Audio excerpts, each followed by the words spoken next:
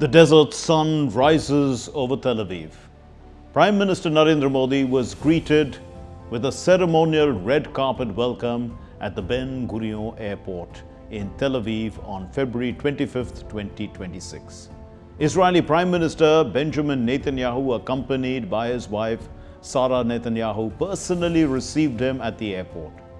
Prime Minister Narendra Modi steps onto Israeli soil once again, 9 years after his historic 2017 trip. But this time the stakes are higher. The region is tense, the world is watching, and India is ready to show that its partnership with Israel is not just enduring, it is strategic, global, and future-oriented. Let's connect the dots.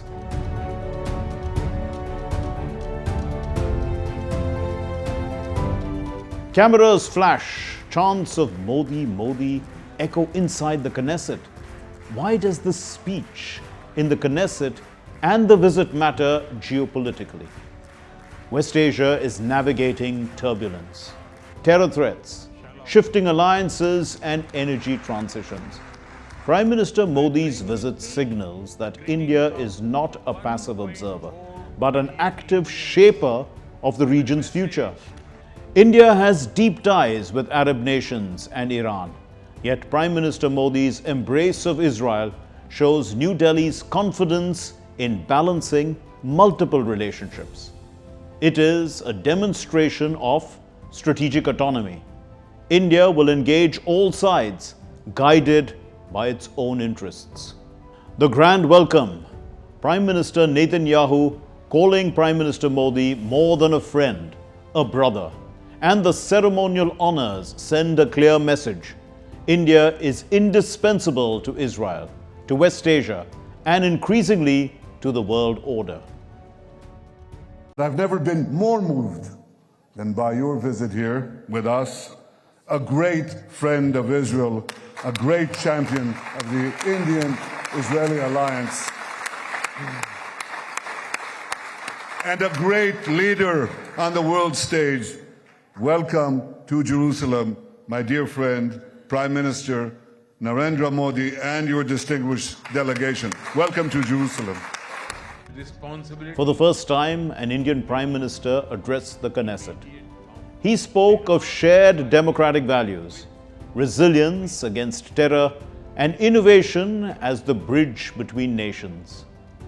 He condemned the October 7, 2023 terror attacks, aligning India firmly with Israel's fight against extremism.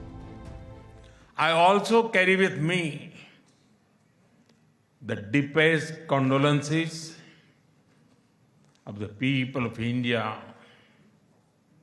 for every life lost and for every family whose world was shattered in the barbaric terrorist attack by Hamas on October 7. We feel your pain. We share your grief. India stands with Israel firmly, with full conviction in this moment and beyond. The standing ovation was not just for a speech.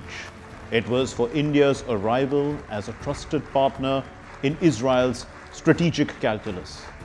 Prime Minister Modi was awarded the Speaker of the Knesset Medal, Israel's highest parliamentary honor. This recognition elevates India's stature, placing PM Modi among rare world leaders, honored by both Israel and Palestine. Prime Minister Narendra Modi's visit to Yad Vashem, Israel's official Holocaust memorial in Jerusalem, carried both symbolic and diplomatic importance. Prime Minister honored the memory of the 6 million Jews murdered during the Holocaust. This act demonstrated India's recognition of Jewish suffering and solidarity with the global Jewish community.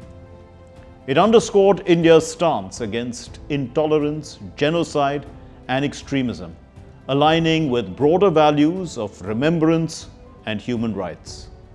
Prime Minister Modi's meeting with Israeli President Isaac Herzog also carries diplomatic weight and symbolic resonance. The Prime Minister reiterated India's support for an early and durable resolution of the Israel-Palestine conflict and expressed condolences for lives lost in the October 7 attacks and welcomed the release of hostages. They also planted a tree, a traditional act of goodwill, symbolizing the growth of relationships. The act resonated with Prime Minister Modi's broader emphasis on environmental issues and his own campaign of Ek Ped Maa Ke Naam in India. India and Israel finalized a major defense deal, strengthening cooperation in missile systems, drones and cybersecurity. Counter-terrorism collaboration was reaffirmed. रक्षा के क्षेत्र में हमारा दशकों पुराना विश्वसनीय सहयोग रहा है। पिछले वर्ष हुए एमओयू से इसमें नए आयाम जुड़ेंगे। हम मिलकर जॉइंट डेवलपमेंट, जॉइंट प्रोडक्शन और ट्रांसफर ऑफ टेक्नोलॉजी की दिशा में आगे बढ़ेंगे। PM Modi toured Israel's innovation exhibits, highlighting joint ventures in AI, quantum computing and space technology. Technology हमारी भावी साझेदारी का केंद्र है।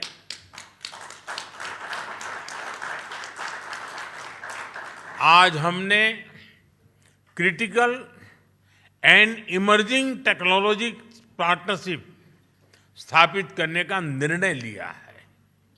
इससे एआई, क्वांटम और क्रिटिकल मिनरल्स जैसे क्षेत्रों में सहयोग को नई गति मिलेगी। मुझे खुशी है कि इजरायल में यूपीआई के इस्तेमाल के लिए समझौता किया गया है। An agreement was reached to expand India's Unified Payments Interface (UPI) into Israel, marking a major milestone in digital finance cooperation. There were several MOUs signed reflecting a broadening of the bilateral partnership beyond its traditional focus on defense and technology. By covering areas such as cultural exchange, agriculture, maritime heritage, fisheries and aquaculture, geophysical exploration, AI and education, and immigration protocols for business, the agreements signal a shift towards a more comprehensive and people-centric relationship. The agreements tie into India's priorities under Viksit Bharat by strengthening food security, sustainable resource management, and innovation in education, while also easing business mobility. For Israel, they open avenues to showcase its expertise in advanced agriculture, marine sciences, and AI, while deepening cultural and academic ties. Together, these MOUs underscore a vision of partnership that is not only strategic but also developmental, aiming to create long-term benefits for both societies and their economies. Agreements were signed to scale up drip irrigation and precision agriculture across Indian states. Joint research centers will tackle food security challenges, blending Israeli precision and Indian scale. Bilateral trade discussions focused on expanding beyond defense into pharmaceuticals, IT, and clean energy. The visit reaffirmed the India-Israel Special Strategic Partnership, consolidating defense, technology, and economic ties into a long-term framework. India maintains strong relations with Arab nations and Israel. This visit comes in the context of an effort by the Prime Minister himself to take interest in and pursue our relations, India's relations with all the countries in this region in West Asia. In slightly over the last 1 year, the Prime Minister has paid visits to Kuwait, to Saudi Arabia, to Jordan, to Oman, and now to Israel. This enhances India's credibility as a pragmatic power. From defense systems to water management, Israel's expertise directly addresses India's pressing challenges: terrorism, agriculture, and sustainability. The standing ovation in the Knesset and Prime Minister Netanyahu's brotherly embrace projected India as a confident nation respected across divides. When we connect the dots, Prime Minister Modi's 2026 visit, it emerges as a defining moment. It reaffirmed India's role as a strategic partner in West Asia. It showcased India's ability to balance competing interests without compromise. It delivered concrete outcomes in defense, technology, agriculture, and trade. And most importantly, it signaled to the world that India is not just a participant in global affairs. It is a leader shaping them. The message remains clear. India is ready to embrace bold partnerships, redefining West Asia and playing a role of a global power. Prime Minister Modi's visit to Israel was not just about bilateral ties. It was about India's place in the world, a place defined by confidence, pragmatism, and vision.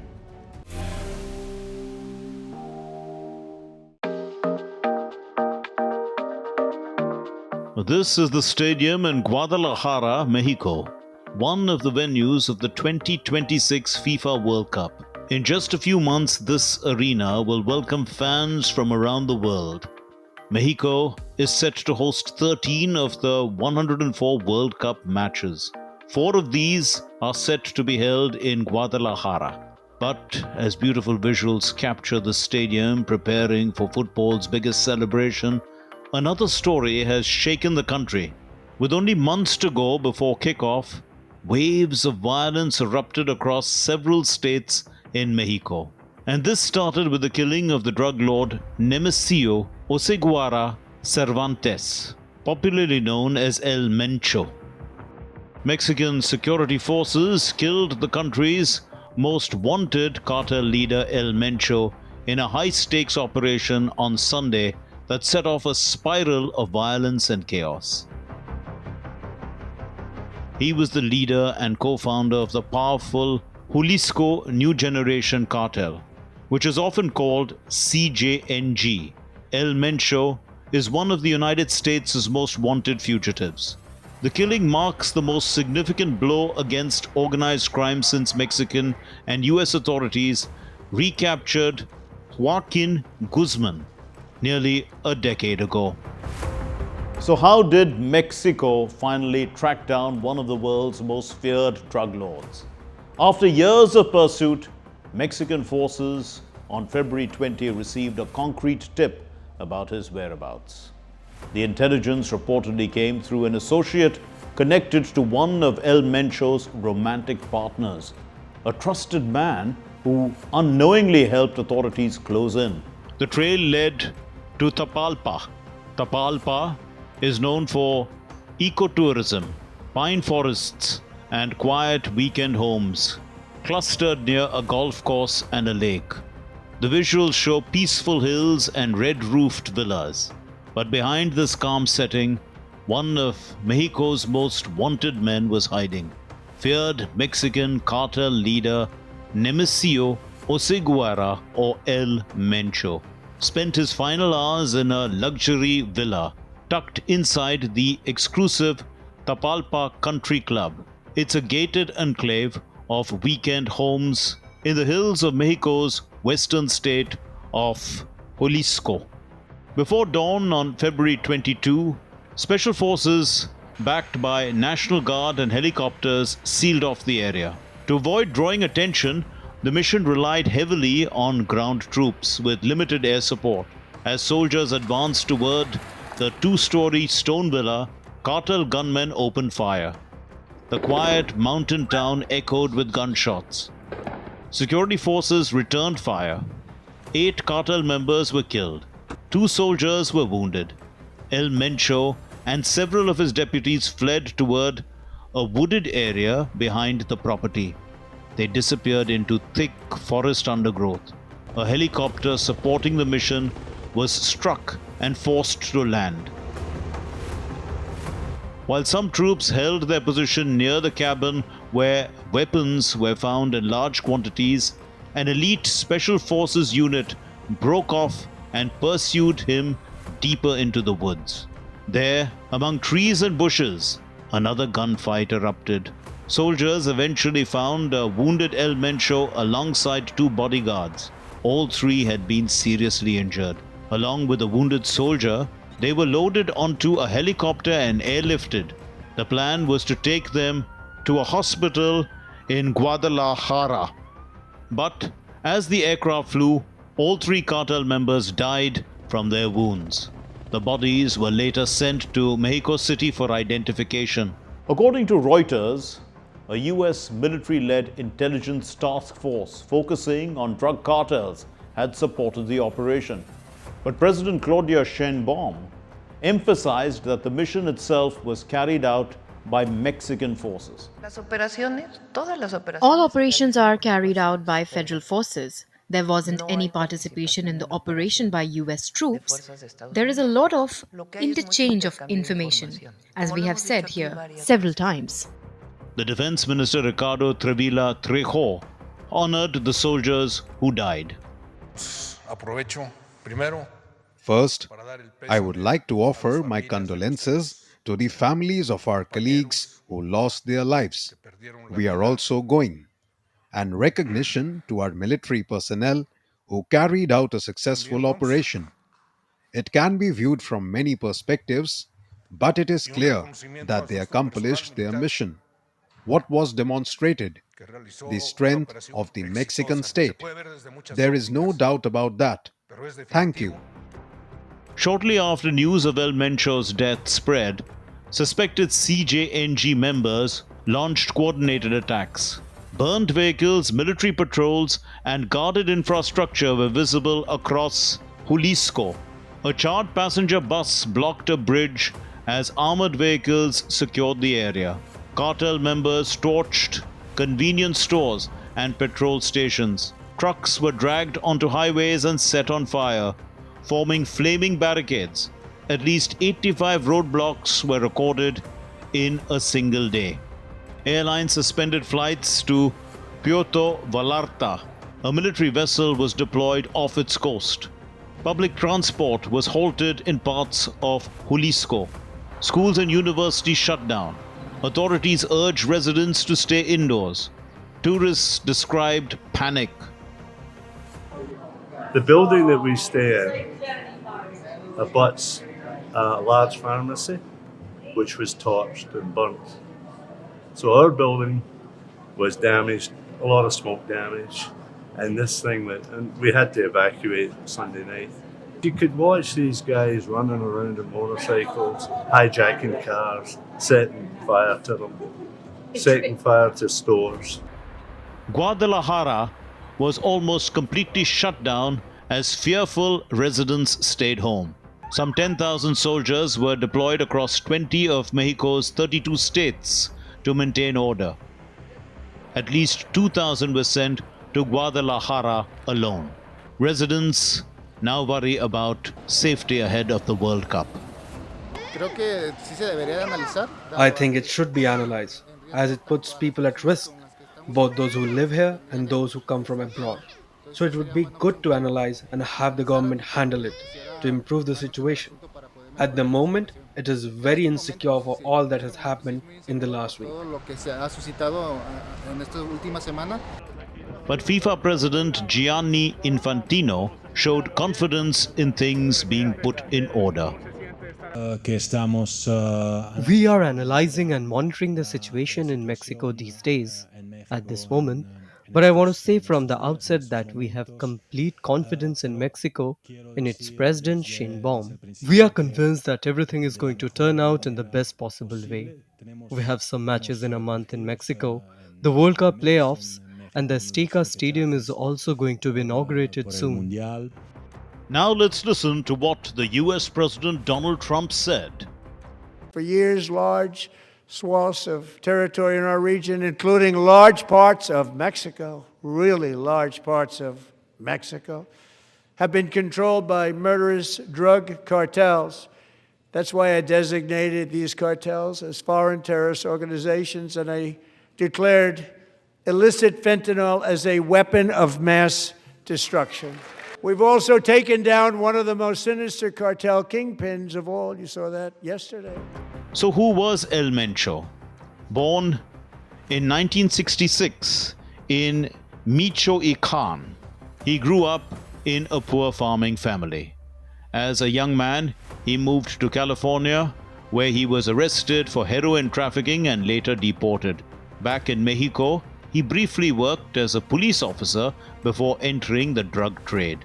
Around 2009, he founded the Jalisco New Generation Cartel after splitting from the Sinaloa cartel network. Under his leadership, CJNG grew into one of Mexico's most violent and powerful criminal organizations with an estimated 15,000 to 20,000 members. The group trafficked cocaine, methamphetamine, and fentanyl into the United States, earning billions. It also expanded into extortion, migrant smuggling, fuel theft, and illegal mining. CJNG became known for military-style tactics.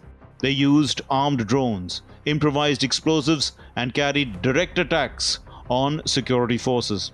The US State Department had offered a $15 million reward for information leading to his capture. El Mencho was seen as one of the last drug lords operating in the brutal manner of El Chapo and Ismael El Mayo Zambada. His death removes one of Mexico's most feared crime bosses. But what happens next? Experts warn that removing a kingpin without dismantling the organization can create a power vacuum. Rival factions may fight for control. Smaller cells may increase extortion and forced recruitment to survive. The root cause of Mexico's crisis runs deeper. Weak local institutions, corruption, poverty, and the enormous demand for drugs in the United States contributed to the crisis. Cartels thrive in that space. Under President Sheinbaum, Mexico has launched one of the most aggressive offenses against cartels in more than a decade. The killing of El Mencho is a major victory. It may ease pressure from Washington, but it also represents a calculated risk, especially with the World Cup approaching. Guadalajara, the stronghold of CJNG, is preparing to welcome the world. The question now is, will the fall of one man bring stability, or will it start a new chapter in Mexico's long war against the drug cartels? That's all we have in this edition of Connecting the Dots. We'll see you next week with more raging issues. Until then, it's goodbye from all of us in the Delhi newsroom. This is Mark Lynn signing off. Take care and stay safe. Namaskar.